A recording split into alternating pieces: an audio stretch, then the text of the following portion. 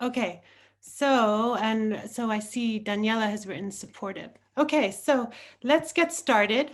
And I'm sure more people will join through the chat. Um, uh, and will join us as well for this event. So welcome everyone to this really special event. This is our first webinar of this series on women in snow leopard science and conservation. So our previous webinars have focused on the science itself. Today, we're going to talk about the scientists involved. And I'm Justine Shanti Alexander. I'm SLN's Executive Director, and I'm really delighted to be acting as facilitator for this session. And we have a really exciting set of panel speakers today who have joined us from around the world. I would like to kick off, though, by first recognizing the great contributions that a number of women have made to snow leopard science over the last 10 years. And some have taken leadership roles in their particular fields. This is not just happening in one country, but across the snow leopard range and academic institutions around the world. But there is evidence there is still a lot of room for progress. And as an example, it's no surprise that women remain underrepresented in authors in conservation journals, particularly women from the global south. So one question that often is raised is whether the contributions from women in science are recognized as much as they should be. And another question that often gets raised is whether more women in science could be encouraged and supported to work and stay in the field. So today's event is an opportunity to discuss the opportunities and challenges that women face in snow leopard science. And I'm pleased that we have three speakers who will talk about these issues. And we hope that the conversation can help us explore practical strategies to support women in science throughout the snow leopard range and even beyond. So please join me in welcoming, at least virtually, our three panelists here today. So first, I'll introduce Dr. Manvi Sharma. And for me, she's in the bottom right corner of my screen. And she's from the Nature Conservation Foundation, India. She's an eminent scientist working on the population assessments of snow leopards, and her focus has been on estimating snow leopard numbers in Himachal Pradesh. She also leads the research component of the high altitude program for NCF. And separately, she has been a source of ideas and reflections on the barriers that many women face in science. So welcome, Manvi.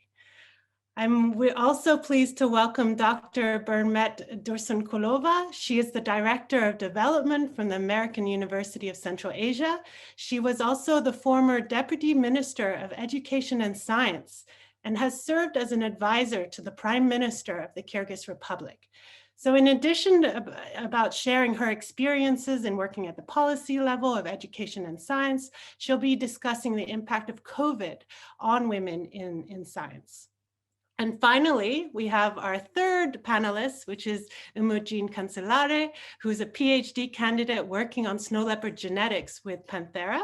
So Imogene has been closely involved with a number of efforts to support women in science, including the global movement that many of you might have heard of called Women in STEM.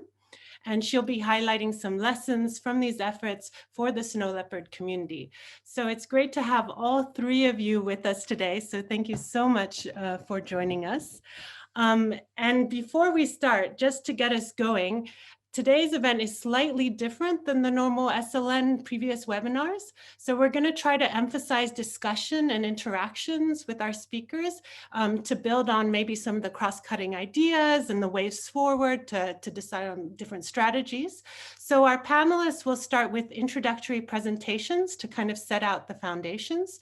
We'll then move on to a panel discussion with our speakers and discuss the implications and together provide a first set of recommendations that that might be okay to pick up and take forward. And then it's the final 20 minutes that will be dedicated to hearing from everyone. So from you, from the audience, and with a question and answer period.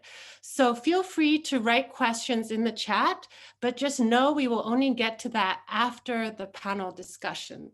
But we just don't want that to stop you from sharing your thoughts as we go along with the panel discussion. So without any further ado, I would like to give the floor to our first speaker, Dr. Manvi Sharma. Please go ahead. Thanks, Justine. Let me just share my screen. 1 second.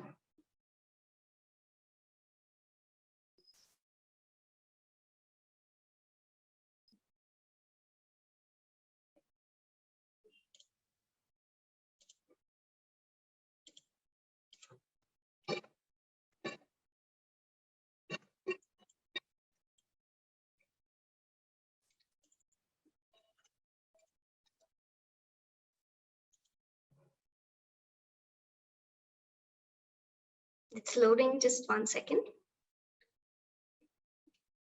No worries, go ahead.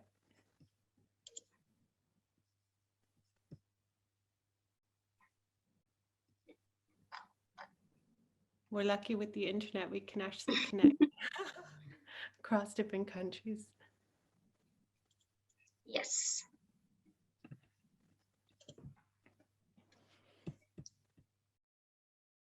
All right. Is it full screen now? Yeah. Thanks, Justine and Ranjini, for inviting me for the discussion today. And what I thought I'll do today is a retelling of the biases that exist in academia that are related to gender through several exemplars. And hopefully that will set the stage for our discussion. One would think that in this century, academia would be an inclusive space, but consistently across several spaces in academia, like society awards, university awards, conferences and seminars, faculty job searches, we have women that are missing. And what I wanted to do today is pick two of these spaces and make the case for the missing women in academia.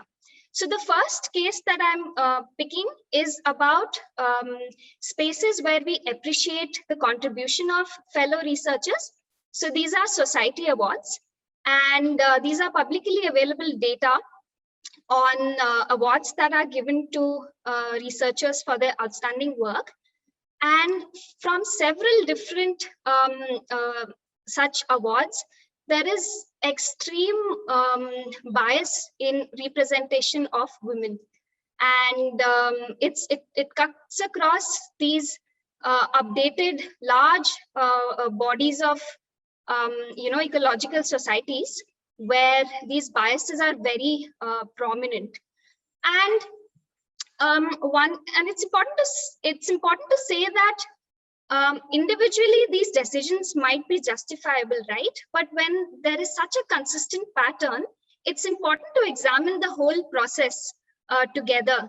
And there are discussions around this that say that it's our implicit biases that are related to women or people of color that might translate into the selection process or nomination process.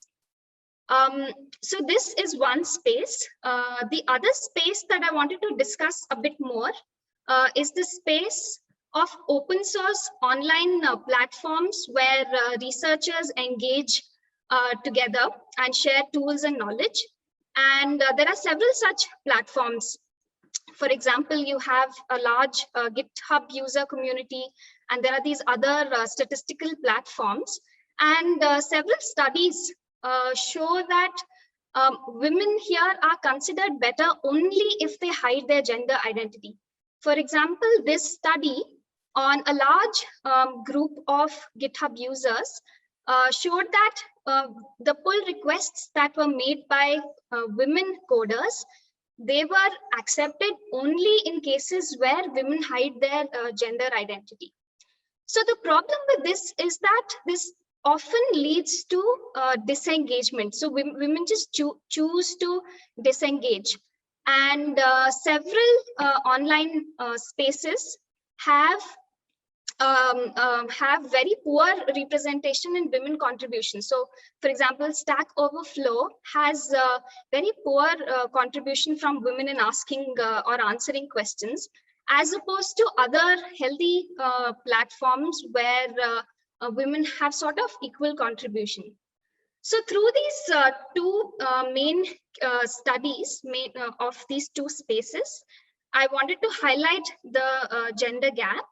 And I also wanted to leave you with these two main messages, that it's important to recognize our implicit biases in evaluations at all levels and in all spaces of academia, because these often then translate into such patterns where there's so much bias. And it's important to increase visibility of women and people from underrepresented groups to correct for all the historical underrepresentation that we see in academia. So,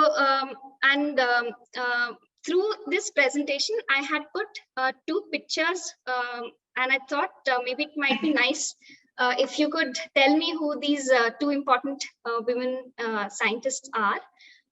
You could perhaps put that in the chat box, and I'd like to close my presentation. Thanks. Thanks, Manvi. Should we wait for the answers, or would you like to? Maybe in the end.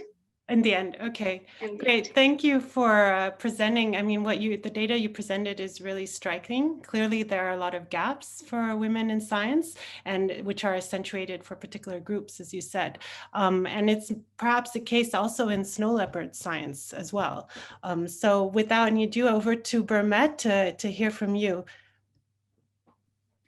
Thank you very much. Thank you for inviting, and I'm really humbled to be speaking at this event and be around all these bold and beautiful and supportive women in the Snow Leopard Network. I just want to add that in addition to the positions that Justine has named, I'm also a freelance consultant for the Snow Leopard Foundation in Kyrgyzstan and Snow Leopard Trust.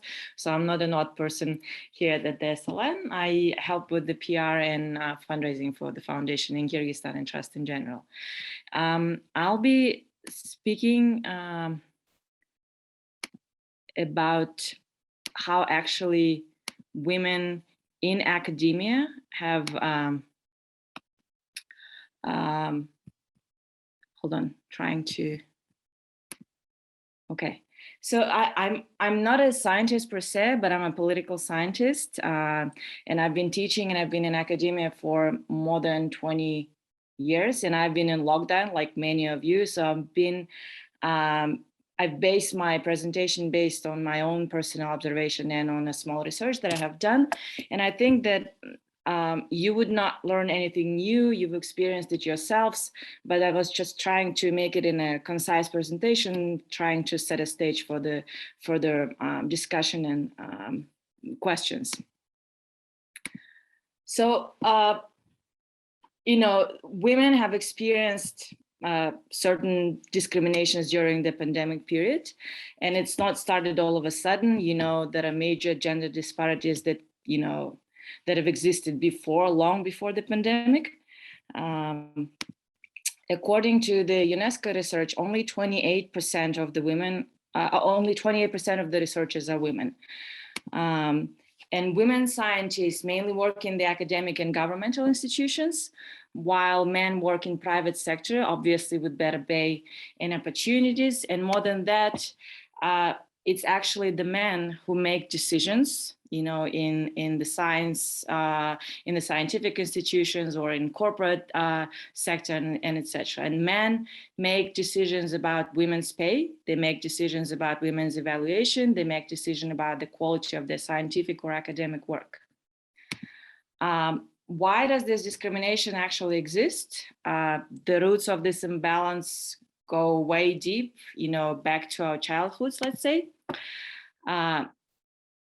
It's bad enough that actually comes from our parents. Parents discourage girls, and girls usually start losing their self-confidence in middle schools, believing that boys are better in math and science.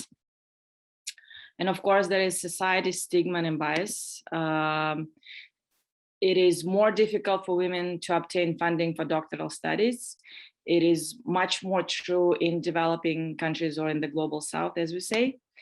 There are limited opportunities for continuing education, in addition to existing discrimination when girls or women get married, the burden of childcare, is put on their shoulders, and it's hard for them to combine the household and the education. There is a lack of research skills training, partly because there is a lack of female mentors. And it's a male-dominated institutional cultures, as we saw in Manvi's presentation. It's hard to climb up the career ladder or the academic ladder when you're in the scientific institution. And then, of course, there are competing family responsibilities because the domestic labor is gendered. So that has already existed. What happened during the pandemic or the lockdown is just has widened the gender disparities. What we have observed, it was unprecedented daycare and schooling responsibilities that, we had never experienced before. There was a research done in the USA, in the United Kingdom, and in Germany, which suggested that women spend more time on pandemic era childcare and homeschooling than men do. These are, very developed countries. I cannot imagine what the data would actually show in developing countries, such as Kyrgyzstan or any other Central Asian countries. I think the data would scare us off completely. The childcare and homeschooling is especially difficult for single parent households, and single parent households are usually mostly female headed. I can speak for one, for sure. Domestic violence and gender-based violence cases have increased during the lockdown. In the circumstances when women live with an abuser or abusers, spending time at work or in the office was the only relief they had, and now they were actually locked with their abuser or abusers. So the numbers of the domestic violence have increased, at least in Kyrgyzstan. I don't know about other countries, but I imagine it's the same. Increased poverty rates prevented girls from attending schools, even online, but especially online, actually. I could speak for myself, but I come from from a privileged position. I have two boys, and both of them have their own devices and have their own rooms and etc. But there were cases with families who just had one room apartment and they have 3 kids and only one device. And then if there is a choice for parents to choose who actually takes the device and connects to an online lesson, it would be a boy, usually. And women have suffered more job losses than men during the pandemic. That's data as of November 2020. Because some women voluntarily leaving jobs because they, need to look after the children or elderly, but also they were pressured to actually, leave the jobs again because of the gender domestic labor. Again, as a personal example, I have 80-year-old parents who we were on a strict lockdown in the April of 2020, and we were not allowed to go out. So, of course, my parents, but then I need to cook for my kids and for them and to deliver food to their house because they couldn't go out. More girls will drop out of school because of the lockdown, for the same problems that I've mentioned before, especially in the poor areas, especially in the rural areas in the developing countries. What to do? Of course, there is no magic solution, but at least we can try to do something as an academic community, funders, professionals, and as it was already said in the chat, we should support women during the pandemic and beyond, of course. Everybody should recognize that women are taking more responsibilities than men, and recognize how gender bias influences the selection and evaluation of scientific experts and leaders. During the pandemic, women were quoted, it was only just 24% of women experts who were quoted in the media. And only 24% of women were included in the national task forces to fight the COVID. However, countries with female leaders have some of the best COVID-19 outcomes. It is also important to collect and report institutional data on gender representation, because many governments, many men, many experts are actually in denial. They say everything is fine, we do not discriminate women and etc. But the data actually show that discrimination happens. We need to give credit for ideas and ensure that the first and last authorship is shared equitably, and contributions are actually acknowledged fairly among colleagues. Identify and address structural, implicit, and unconscious bias in research institutions, and consider offering training in bias or double-blinded peer review for scientific journals. We should also recognize that women of ethnic minorities experience even more discrimination, and a special attention should be given to them. The last point that I'd like to make, we women should ask more for help and try to delegate. This presentation, the animation of it at least, and the pictures were done by my 15-year-old son. So, and you can see actually, and I'm giving the credit for it. You can see his Instagram nickname, on the right corner of this presentation, because otherwise I would not have time to, make this presentation, with all of the responsibilities that I've mentioned. At this, I will stop, and I welcome any questions, if any. Thank you very much. Thank you, Bermet. I think, critical to highlight the urgent need to support women. And thank you for speaking from your experiences as well. I think, you brought it even more to the table. So we'll just move to Imogene to hear from her, and then we'll move into the panel discussion. But feel free to write in the chat if there are questions, as Bermet mentioned. Awesome. Thank you, Justine, Ranjini, and Rocky for inviting me to be part of this panel. It's really awesome to hear from the other panelists and also joining in on the discussion. Let's see, make it, there we go. All right, can everyone see my screen? Is that a yes? Okay, yeah. Sorry.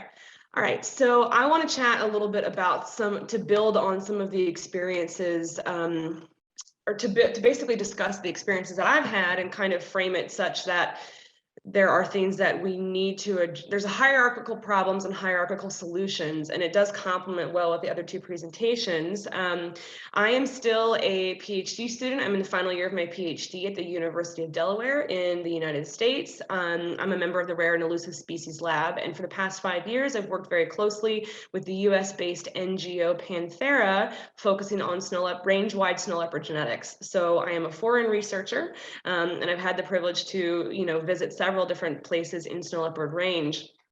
And I've certainly learned a fair amount of things, both in terms of my experience as a guest researcher, but also as a woman in science, particularly.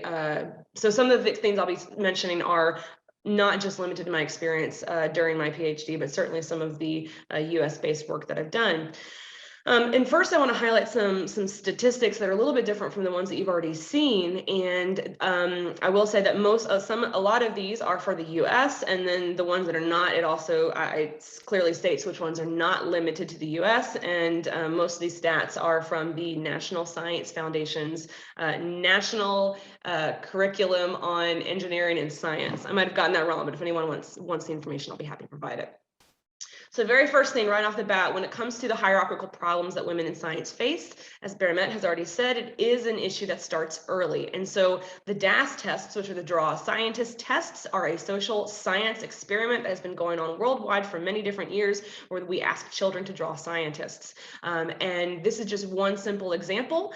In Europe, where out of 4,800 drawings, 4,800 children asked to draw scientists, only 28 of them drew women. This is unsurprising, given that at all levels of media representation for children, for adults, on television, on radio, only 37% of STEM professionals, or science, technology, engineering, and math professionals, are portray women in the media. And so when we take it more personally, thinking about the field of science, technology, engineering, and math, or in the case of snow leopards, in biological sciences, in 2019 in the United States, 60% of undergraduate bachelor's degrees were awarded to women in biological sciences. However, less than 10% of those degrees were from women from underrepresented groups. And so if we think about STEM degrees in general, so extended beyond biology, for bachelor's degrees, for all of STEM degrees in 2019, 38.4, just under 40% of those degrees were for women, which great, we're making strides compared to the 60s. However, when we break it down by demographics, we see this huge disparity amongst representation. And so the majority of women receiving these already reduced representation of degrees are from white women. So we obviously have this demographic issue of representation. And that certainly extends worldwide, where Bermet's already thrown a similar statistic out. Less than 30% of researchers worldwide across disciplines are women. And then when it comes to teaching future scientists, women make up 28% of tenured STEM faculty, and it's just slightly over that for women who are not yet tenured. But the difference is that when it comes to being tenured, it drops from 31% to 28%. And then when it comes to leadership roles in STEM careers, women hold 26% of those leadership roles worldwide. However, women of color only hold 3% of those roles. So again, that problem, this disparity is enormous once we break it down by further social, racial, and gender categorizations. And unfortunately, getting into some more serious things, when it comes to the experiences of women in STEM, over 50% report assault in the workplace or associated with their careers in some capacity. And unfortunately, over 90% of those who report those experiences experience retaliation in response. And then to wrap it all up, women overall earn 20% less than men. And so looking at all these statistics, if we ask the question, how do we retain women? How do we encourage women to join the field of science? How do we retain women in science? And what do we do about the gender gap and experiences for women in the snow leopard world? Well, we are looking at the answer to that problem, and these are the things that we face. And so, unfortunately, these are the things that are not mentioned as we go throughout our careers, as we're simultaneously experiencing them. And it is certainly not something that is considered when our applications are getting to the desks of employers and being compared with our male counterparts. And so I said it's a hierarchical problem because it is, and so it's something that we deal with at all levels, both in terms of a time frame. So we deal with it throughout our childhoods and throughout our careers, but it's also something that we experience at different levels of power. And as a result, both of these things require hierarchical solutions, both systemically as well as individually. And so just as a really simple example, some work that I did 2 years ago, we were trying to understand how social media might impact some of the gender stereotypes associated with scientists, because as we know from children, those drawings, science is viewed as a male-dominated field dominated by male traits. And there's nothing wrong with male traits, there's nothing wrong with maleness, but it is inherently anti-female, or it's anti any gender that is not male. And so we were looking at the use of social media to change those perceptions, and we found that yes, if women, or if people of all genders use social media to try to bridge the gap between the public and scientists, not only do we increase trust, which is good, but not the focus of this panel, but we also found, which is the focus of this panel, that we were able to positively skew the association of science away from simply being exclusively male, meaning that we were able to positively influence people's opinions of scientists and to more likely associate science with women. And so that's certainly something that we've seen all over social media with different social media campaigns like the Women in STEM campaign, I am a scientist, still a scientist. And so these are hashtag campaigns that have done a really great job of connecting the public to scientists to help tackle some of these disparities that we're seeing, both in terms of stereotypes, but also raising awareness about all of the statistics that we've already talked about. It's also generated really phenomenal tools in terms of how to get any scientist to increase their impact. And certainly that positively influences women. And then, social media campaigns have done a really good job of connecting science issues to social issues. And so certainly the hierarchical solution, the hierarchical problem, and therefore the solutions really are a function of something called intersectionality. And intersectionality is a term coined by scientist Dr. Kimberly Crenshaw here in the United States. And intersectionality defines the connectedness of social categorizations like gender and race and cultural identity. And so the idea is that we have increased issues when we have more connections to different groups. So that would, as an example, as a white woman, I experience discrimination in the workplace, but the discrimination that I face is not nearly as intense as the discrimination that women of color face because they have the intersection of race and gender. And so certainly we see these negative impacts in response to these good things that I've identified in green with kickback. So a lot of mentorship that is done both professionally and personally is carried by women. That responsibility and that interest is carried by women. However, in the professional space, when women try to use social media to connect to the public or to raise awareness to the public about the issues they face, they're often met with blowback. And it is often something that is discouraged or it is not monetarily valued.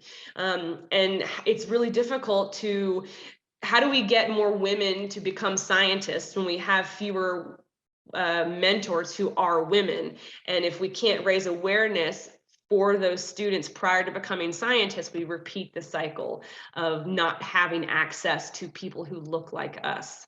And so what's made even worse by this is that we have all these issues that women are facing, and we as women know that we're experiencing them, but there is a discrepancy between men acknowledging that they exist. And that is the other aspect of the hierarchical problem, is men not really actually seeing or not valuing the experiences that we face. And then when our applications get to the desk for an employer, we're being compared to male counterparts, or women of color are being compared to their white male counterparts or their female white counterparts, as if none of the things that they face systemically and individually are happening.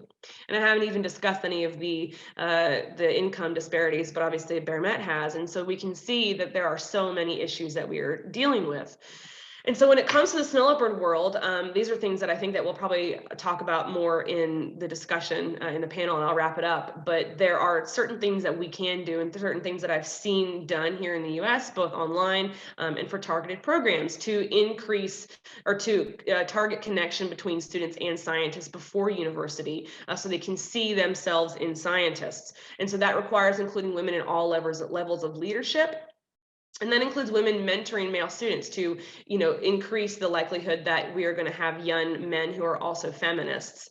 It also involves amplifying voices of in-country scientists as well as underrepresented scientists, i.e. passing the mic, letting them lead. And also more specifically, in order to do all these things, the first 4 bullets, you'll notice, probably take a lot of effort from women. And what we need realistically is to increase attention on all of these issues and facilitate accomplishing these bullet points from our male colleagues. And so with that, I will go ahead and stop my screen because I think I might have gone over my 5-minute time. No, it's fine. Thank you, Imogene. I think you further highlighted a really important point that we shouldn't overlook. This intersectionality of engaging women also is involved with other discriminations like race, ethnicity, geography, religion. So let's not forget to bring that into our discussions during the panel discussion, which is about to begin. So if you have questions, though, please do write it in the chat. But we're going to start with a dynamic, I hope, discussion with our 3 panelists. Thank you all 3 for really providing a lot of statistics and evidence before this discussion, which is a really nice foundation. So first we are going to go to Manvi, because she also, I think all of you looked at the wider academic world, right? And what is happening.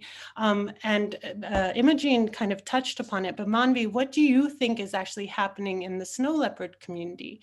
To what degree these kind of trends might be playing out? And what do we need to focus on? And if there are particular groups that we need to focus on and bring attention to. So over to Manvi. Yeah, thanks, Justine, for that. I feel that because the snow leopard community is a much smaller community than, you know, the overall community of ecology and evolution. So it's even harder to amplify voices, to echo the voices of female researchers. So I think that extra effort needs to be put in echoing voices. For example, I just want to give one personal anecdote here. So my collaborators from the SLT India program, we were submitting a paper, and we actively wanted to put both male and female reviewers as suggestions.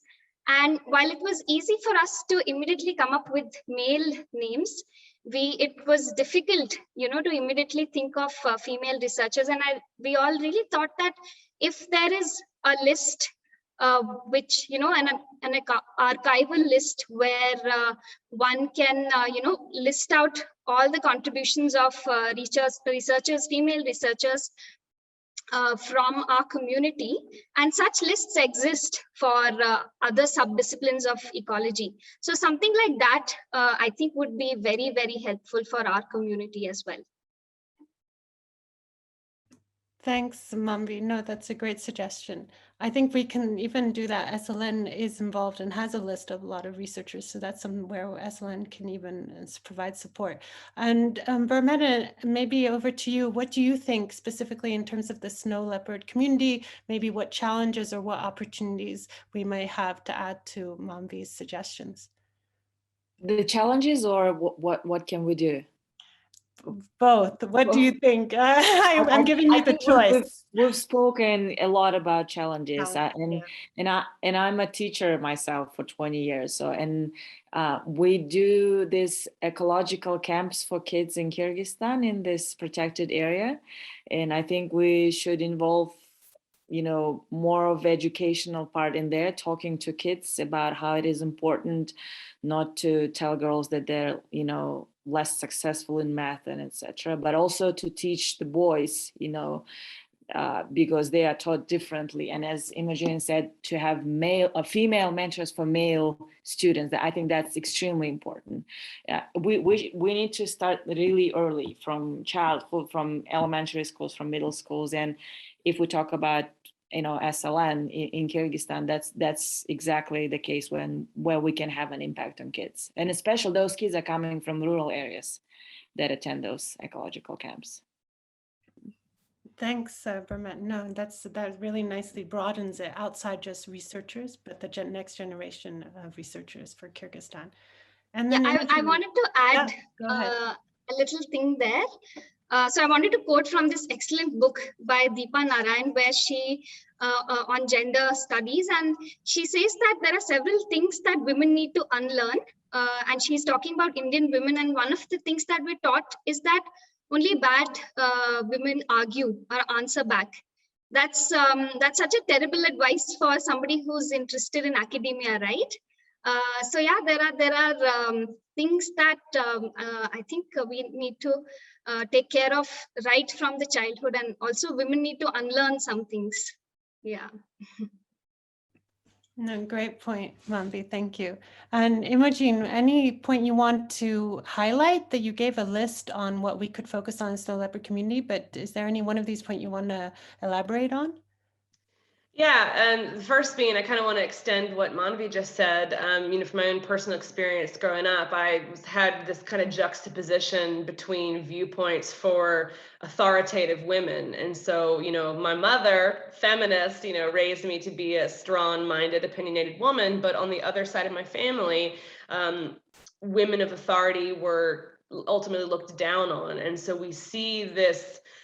We often see this issue for women across the world who are dealing with these social viewpoints that begin in that begin at home in the family. And I certainly don't think that the younger generations are exempt from those issues. And so obviously we've kind of already discussed briefly how we can kind of we need to be able to tackle that very young, both in term let me back up. We can't exactly always tackle every single thing that's going on in the home, unfortunately. But in terms of societal issues, certainly we can do that. But in the snow leopard world, I think that, in my personal experiences, it's been kind of funny because some of the experiences that I've had as a researcher have been probably I felt like the most equal that I have in my career through some of my experiences as a foreign guest researcher in the snow leopard world. But that is a layered statement because I am a foreigner, I am a guest researcher.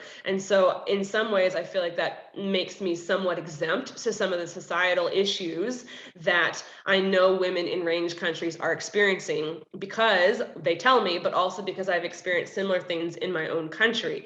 And so with that being said, I think that we need more we need more transparency for what these students are experiencing, what these researchers are experiencing, and not just inside the academic walls, but also in the field. And this isn't the question, and I'll pause my answer here, but certainly some of the issues in the field are uniquely important with regards to personal safety that women experience, and also limitations for what they can do in the field, not because of physical fitness, but because of having to account for personal safety. And that is something that I was not expecting to be something that I had to consider when I was 15,000 feet above elevation in the middle of nowhere, but it's something that we've had to consider. Thanks, Imogene, for that. And it's true, often when people think of snow leopards, they think of these very dangerous field locations. Snow leopard science is far more than that, but it is often seen as that. And that might limit women's view on it if they're not supported or think they can do it, right? If they're taught that they can't do that from a young age. So we've talked a little bit about the snow leopard community, and I just want to touch upon leadership positions now. So Bermet, you have been really involved in policy and leadership in Kyrgyzstan. Do you have any advice on how we can see more women leaders as leaders throughout the snow leopard range?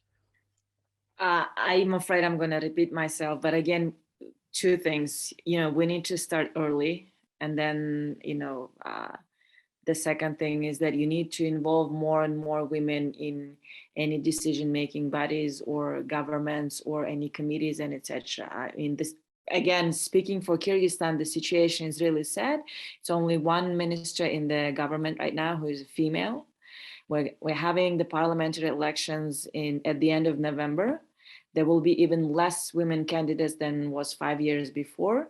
So the situation actually is worsening, forget improving. We need more voices to speak out and actually to say this problem exists, because people are right now so actually depressed and tired of this, and they're not even mentioning that this happens because they think that's how it should be. But we need more and more talk about this to raise awareness and saying that this is not right. There should be more women. The less women we'll have, the issue with women discrimination will just deteriorate. Thank you, Bermet. I think you might have seen in the news that Iceland have now over 50% of their parliament as women for the first time that recently came. So, which is, at least in some places it's happening, but yeah, like you said, in Kyrgyzstan, maybe it will, hopefully we can talk about it more to bring attention to that. Thank you. So, and then now back to Imogene. So you talked about these challenges in STEM, and what recommendations from the experience of working in STEM do you want to highlight for the snow leopard community related specifically to the work you've been involved with for STEM?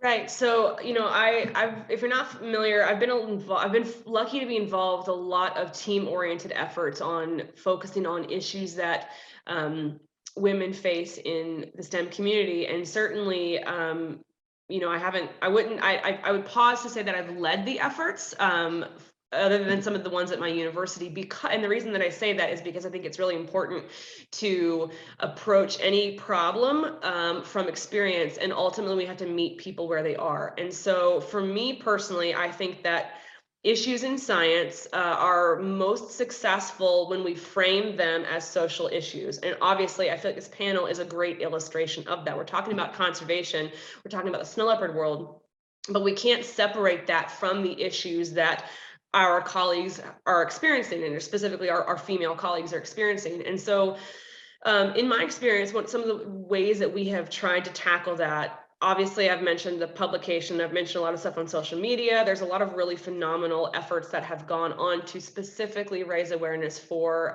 particular issues of demographics. Obviously, case in point, the Black Lives Matter movement in the United States, and it's obviously deeply linked to issues in science. But in my experience at my university a couple years ago, we saw this issue of not having a candid discussion about these issues. There was no candid discussion amongst the undergraduate students who had yet to really go out into the world and experience science and all the issues that go with it. And there also wasn't really a discussion amongst our male-dominated faculty at our college, so several different departments, not just wildlife. And we organized a semester-long panel to feature women in science, to talk about their science, to talk about issues in science, kind of really this broad umbrella. And it was a successful panel over several weeks, which is kind of like this format that we're doing here. But what was really disappointing is that we had very little interaction from our senior male colleagues. And I'm assuming most people here will probably say, well, that's expected, it's predictable. I remember from that we only had a couple male graduate students, people that were in my cohort that joined. And I was really, really proud of them for doing that, but that's the bare minimum, is showing up. And so realistically, when it comes to these programs, the effort that we're talking about doing is great and it's wonderful, but the challenge that I identify from this, including in this discussion, is that this is a discussion that is run by women. The effort is happening the effort is by women, and the people who need to hear it the most are men. And unfortunately, we are not having the involvement from our male colleagues that we need. And so certainly, yes, the answer to some of these challenges in the STEM field is to have more financial support, more logistical support, more emotional support for our women scientists for these types of panels, so we can have discussions and try to come up with solutions. But an integral part of that is to have involvement from our male colleagues, because we can come up with all of the solutions, and they can be great solutions, but if they are not paid attention to or implemented by men, ultimately, because it's a male-dominated field, we are not going to see change at a fast enough rate to avoid the dropout of women scientists at different stages of their career. And so it is a problem that we're addressing, which is great, but it is not necessarily going to help women within their career timelines within the next 5 years if we don't see more increased involvement, both in terms of listening and acting from our male colleagues. Thanks, Imogene. So I think that's a really important point, that we actually haven't discussed how do we do that. So I want to go back to maybe Manvi and Bermet, if you have some thoughts on how we can get our male friends, our male colleagues, our bosses, our seniors involved in supporting us to have this discussion and bringing about change. Maybe Manvi? Yeah, thanks, Justine. I think yeah, some of it has to come from within, but one could always start by reaching out, and one shouldn't shy away from that. And I feel that there should be trainings for both men and women, and I guess one could encourage and reach out to men for support. Yeah. Thanks, Manvi. Go ahead, Bermet. How about a social media campaign, a hashtag from male colleagues, something I support, women colleagues or something like that, or something for better pay or for equal pay. Of course, there are great colleagues who support and, disagree with the existing discrimination, but you do not necessarily hear them. So they should speak out. Great, thank you. So as we move ahead, I wanted to ask more about your personal experiences. So have there been a point in your careers where you gained a particular insight on these wider challenges that faced women in science? Has there been a particular moment? So we'll maybe go back to you, Bermet, first, to hear from you. I'm sure there are many points in your career you've faced, but is there just one that kind of sticks out that you think, oh wow, this is a challenge that women in science are facing? It's not necessarily for women in science. I think it's for women in general. It's one position was a senior level position that I was offered, and I gladly accepted it. And after I accepted it, I talked to two male folks who've been offered this position, and the salary that were offered to them were 40% higher than I was given, and they actually rejected. And I gladly accepted it. So, but that happens everywhere. I mean, I would not even think of asking for more because I thought that's what it is. I mean, I know the market and I thought that's what it is. But apparently, when even they offer it to male candidates, they offer it higher, and then the male candidates think it's low and they do not accept it. But when I was defending my PhD, my supervisor was a female. She was a very, very established, PhD, already professor in political science in Kyrgyzstan. And I had a 4-year-old son and I had a 10-month-old son. So that was a great challenge. And without her support and without her understanding how it is hard, I would never done this, and I would never be at the place that I am right now here. So it is so important that we do this. And she's defended her PhD in the same position. She wasn't even in a different country with 2 kids. So she's been really supportive. And I think, we should support each other, but it cannot continue forever us succeeding only because a woman understands us, a woman, a supervisor or a boss understands us. It has to be everyone understanding the whole situation. Thanks, Bermet. Yeah, I think you're right. It needs to be institutional change, right? The system needs to change, society needs to change so that we're not just depending on each other. The system needs to support these underrepresented groups. And now over to Manvi and Imogene, any stories that come to you? Either of you, maybe Imogene, do you want to go ahead? Yeah, I just want to add to a couple of, one thing I want to say, but I also want to add to Bermet's comment that I agree so incredibly strongly that we can't have the success of women hinge on the support of just women. And so in my academic career, during my master's, which was, predates my involvement in Snow Leopards, I did not have a very supportive male advisor, academic advisor. And so I switched. I finally got a new academic advisor, and that was better. But for my PhD, my dissertation committee is all men. All men, 3 of them are in the Snow Leopard world, 2 of them are at my university. And I have to say that particularly for the ones in the Snow, all 5 of them are great, but for the men that I work closely with in the Snow Leopard world, it has been instrumental to my academic success and my personal success and my emotional success to have support from male colleagues who recognize the issues that women have to deal with.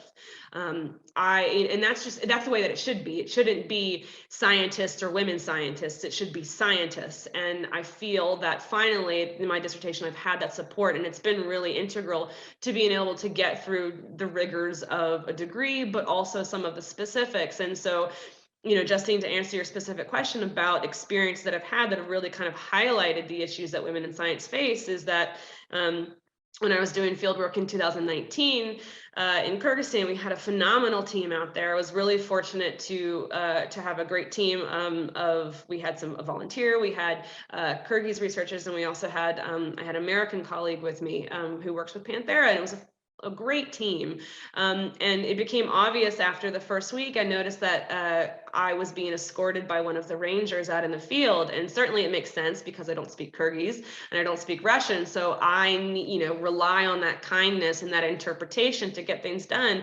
But it did become obvious that myself and the female volunteer were not hiking up alone into these ridges like our male colleagues were. And so after the first couple of days, once I was oriented, I realized that, and I grew a little frustrated thinking that, well, is this a gender disparity? I can hike up that mountain, we're going to separate, I'm going to go up here. And so when I informed the group that's what we were going to do that day, I was quietly discouraged by it. And And I grew frustrated until finally I asked privately, I said, I'm in charge. I'm actually, I'm in charge here. I'd like to go up here this day. Is there an issue with that? And I was told sensitively that the main reason that we were being escorted was not because of a language barrier, but because they were concerned about the personal safety of the women on the team, because they didn't know every single person that we might encounter in the mountains that day. And so that's a huge, I feel like that's a huge mental paradigm to think about, because we're in the middle of nowhere. And so the things that we think about with regards to women, this has nothing to do with, can you hike that mountain? It has to do with, are you safe as a woman? And safety for a woman in a lot of ways, not always, means different things for a woman than it does for a man. And so to have to account for that at 13,000 feet in elevation on a mountain in the middle of nowhere on the roof of the world was something that was a bit of a shock to me, because despite where we all work in Snow Leopard Range, we know how dangerous it can be physically, and because of wildlife, I didn't expect to have to be worried about people. And so I think that's something that categorically anyone who's worked in the field, anyone who's walked through a city as a woman has to think about. And so that is something that I think was really surprising. And that's something that our female colleagues are having to deal with in different ways, just to collect data. And so that's something that was really striking to me. Imagine it's not just in the middle of nowhere in the mountains. You have to be aware of that while walking in the governmental building too. See, even more so probably than in the mountains. Yep. I believe it. And so that's incredibly frustrating, and someone has already asked them the question about how do we deal with this, because when our applications get to the desks, we can't put those discrepancies or inequalities on our CV. Thanks, Imogene. Yeah, I've experienced similarly in the mountains, but sometimes I wonder if these perceptions are grounded on evidence, and it's more their perceptions on women's ability in the field. So that's a really good point. But yeah, a great example. And finally to Manvi, and then we're going to head to the questions and open the floor, because I think there are some questions, especially about fieldwork. So we'll maybe come back to that. But Manvi, please feel free to share. Yeah, so it's sort of like my journey, my PhD journey story, but very quickly, I'll tell you how. So I come from a family where, gender roles, so to speak, are a bit more defined. And while my family was very supportive of my career choices, it was a constant effort to, justify what I'm doing as a career choice.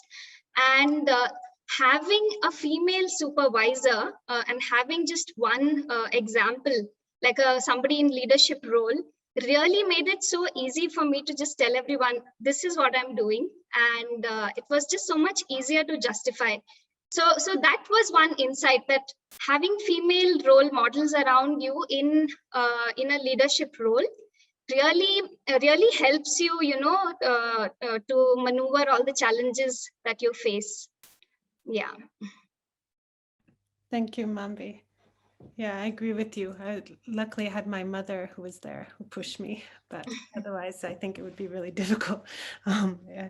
But so before we go to the audience, because we talked about the need to echo, right, and repeat and highlight the things that aren't voiced enough, I would like you to just highlight one thing you think the Snow Leopard community could do. And Bernett, you can echo it a third time if you need to, but just in just one sentence, highlight what you think should be our priority as we go forward in the immediate future, and that we could potentially work on. And then we're going to open it out to the audience to hear from them and think of what they think we should prioritize as a Snow Leopard community.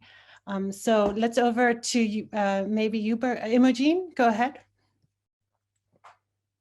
Yeah, it's certainly difficult to choose. And I think that I could say a lot, but one thing I think, the choice that I would make here for this conversation, I think is relevant, is that the effort needs to be from men.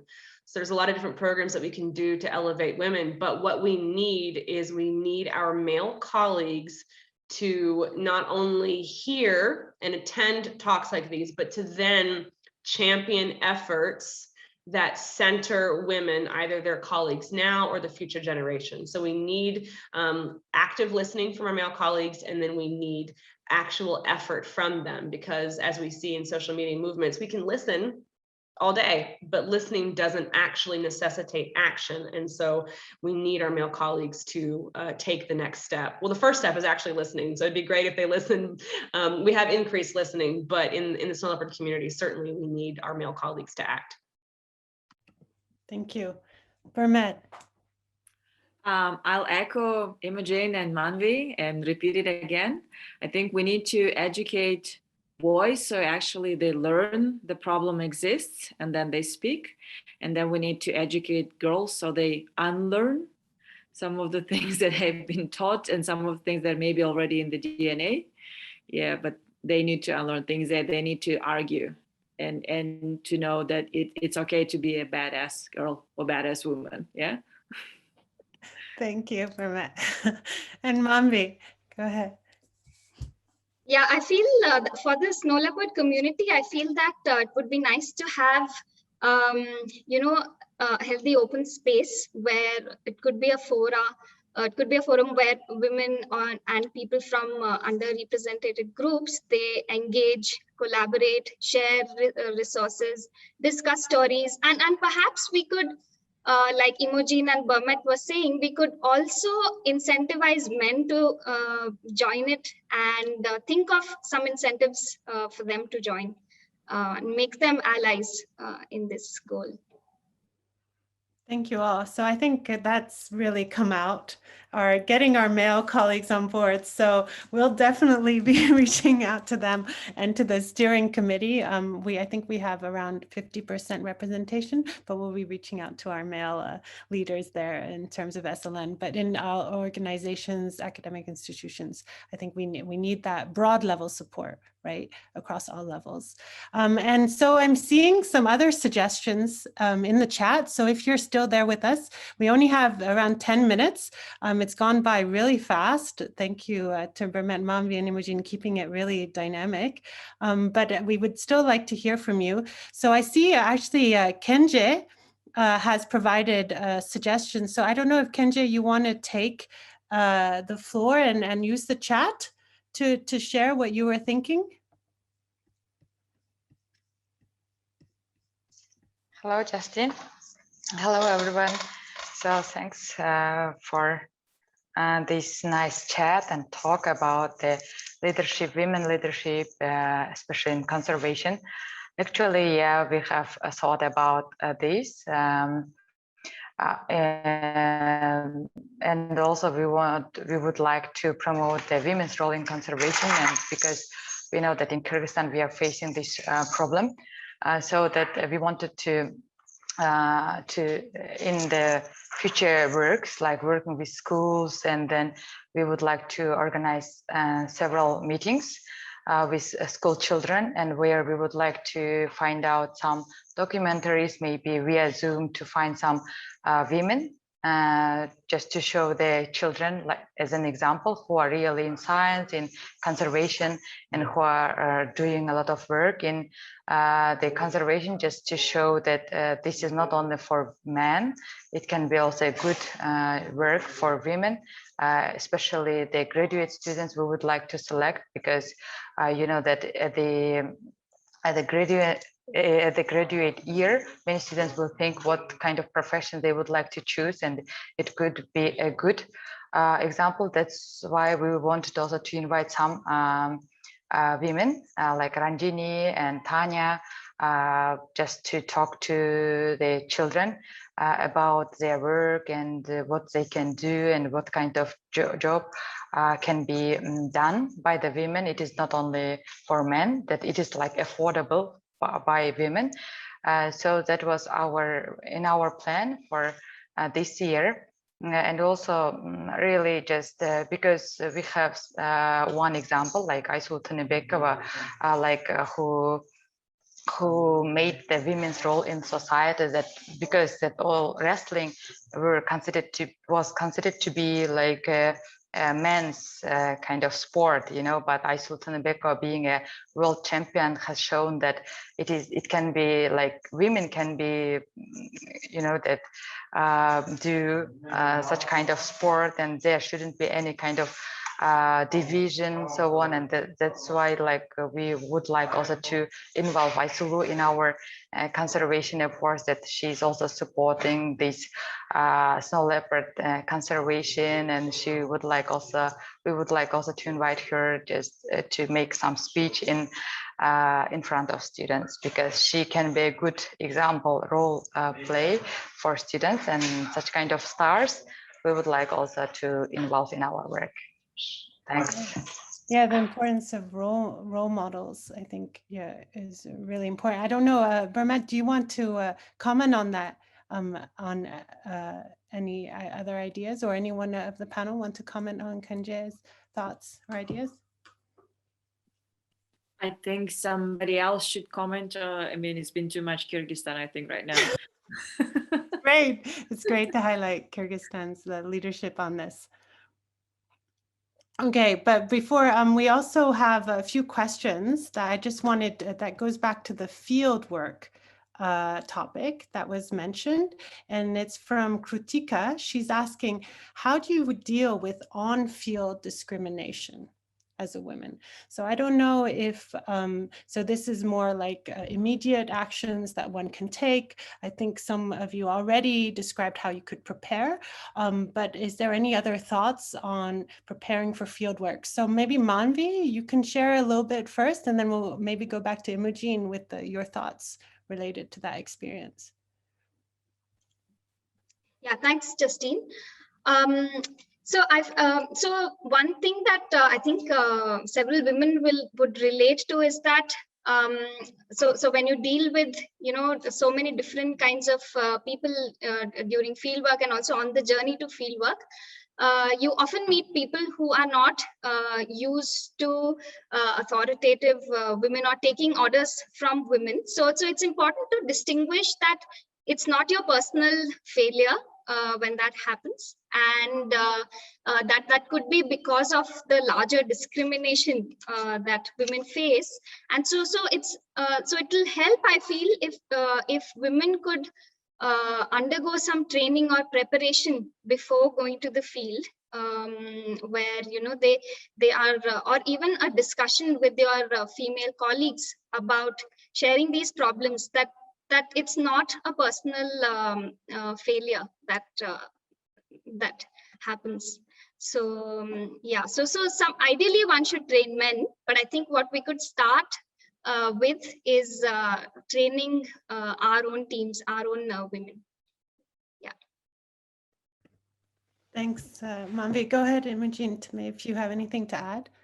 Yeah, Manvi makes a great point about women and how the reactions that we have in the field or from anyone are not our fault. But one of the things that I would add to that is that, in my experience, is like women tend to be by default emotional caregivers, and women, in terms of navigating the space, I feel like more often than not, women seem to just naturally try to compensate or to try to people please in a situation. And so what that looks like when confronted with authority or someone who doesn't respect your authority is that women are often either placaters, not necessarily in terms of they tend to placate. And what I mean by that is that we often tend to be overly nice, or we tend to try to diffuse situations with politeness or humor. And those are all great traits to have. However, I think that one of the things that it does do is it does reinforce negative attitudes towards women in terms of, oh, she's trying to be overly nice, or using too many exclamation points in email, and or whatever, you know, and certainly do what you want to do. But in these situations, when to answer the specific question about how you deal with on-field discrimination, I used to try to be overly nice and just kind of patient, etc. And I'm still patient, but I try not to be cheerfully positive. I just try to be cheerfully neutral. Acknowledge if someone, in most often what this looks like is assuming that I am the assistant and I am not in charge. And so dealing with that, recorrecting, basically it's just a simple recorrecting to focus on you as the person who's in charge. And that doesn't have to involve being overly nice. That doesn't have to involve being rude. But what also is important is hiring colleagues or working with colleagues who are going to reinforce that you are in charge. So case in point, what that looks like is when you're out in the field and someone comes up and they turn and look to your male colleague to ask them a question. Yes, you can redirect yourself, but it's also really important to have that colleague, particularly if they are a man, aware of and able to just very quickly say, nope, she's in charge.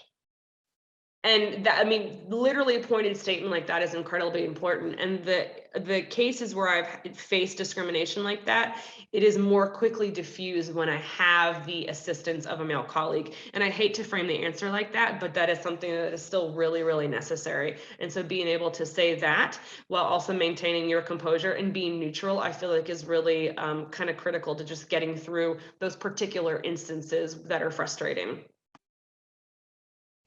Thanks, Imogene. And I see a story Flavia is sharing in the chat, quite a sad story about her field experience. And it just goes back to what you were sharing, Imogene, about, you know, the discriminations we face or the risk we face in field work or wherever we are. So it's important to also recognize that. But we're coming out of time already. So thank you all to the audience and to the panelists. But before I end, I mean, we talked a lot about challenges. A lot of statistics that can be kind of a little bit, oh my God, how do we go ahead in our day with these negative statistics? Not negative, but the truth that's out there, right? So just a last question, and I'd like you to answer just in one sentence, like how do you go ahead and stay motivated and passionate to continue these conversations and making women's issues not no longer invisible, but visible? So just a last question for our panelists before we end today. So Bermet, maybe over to you again. I don't have an issue actually staying motivated. I'm sorry, maybe because I've experienced so much of discrimination based on gender or ethnicity or language or whatever. So, I mean, you won't shut me up. I'll keep I'll keep saying or speaking about this. So, and because of that, I think I can motivate, and because I have the audience of students, I can, talk to them endlessly about this. I don't have an issue of being not motivated. Thanks, Bermet. You need to share some of that energy with us, but we'll definitely keep you involved then, and keep you. Thank you for staying there, being our champion, Bermet. And to the others, Manvi. Yeah, I really get motivated when I speak to my mentors. And Bermet, I think I'm also going to reach out to you for all that energy and motivation. But talking, just having conversations, they really make a big difference. Yeah. Thank you. And Imogene. I think very simply, it comes down to there are so many wonderful women that I want to be like and women that I aspire to make proud. Colleagues, friends, family. Thank you. Thank you to all our three speakers and everyone who did join us for this great exchange today. I personally have learned a lot, and also the answer to Manvi's questions, if you haven't learned already, is in the chat. So please do check it out to learn more about those figures, those historical figures. But I think everyone's highlighted there's no easy solution, right, as our panelists shared, but we do need widespread change that to take place in society, in institutions, in different organizations. But there still is hope, right? There's still hope too. And because even today we're bringing women's voices are starting to be heard, and that's where things will start to shift. And it's bringing these voices to the table. So we're really grateful for our panelists who came today, shared about their own experiences and insights, and thanking you all for being our champions today, and hopefully, championing for other women throughout the Snow Leopard range. And I'm sure there there are more stories and voices out there that would like to be heard, and we hope that we can provide a platform for that in the future. So if anyone does have ideas or thoughts about future sessions, or that they just want to share their research that you're doing, or you have a female colleague that has some passionate research that they should share with the Snow Leopard community, please do get in touch, because we do want to amplify these voices so that they are heard. So thank you so much to everyone who joined us, and we'll definitely share this this recording with the wider science and Snow Leopard community. And we have a follow-up webinar that unfortunately was canceled last week, but it will still happen. It's about women and community conservation. And what's nice there is our facilitator is actually a man, Dr. Charu Mishra. So he's going to come and facilitate and champion for us as women. So that will be also to look out for in the future. We haven't decided on a date exactly when it will take place, but please do join us for that discussion when it takes place.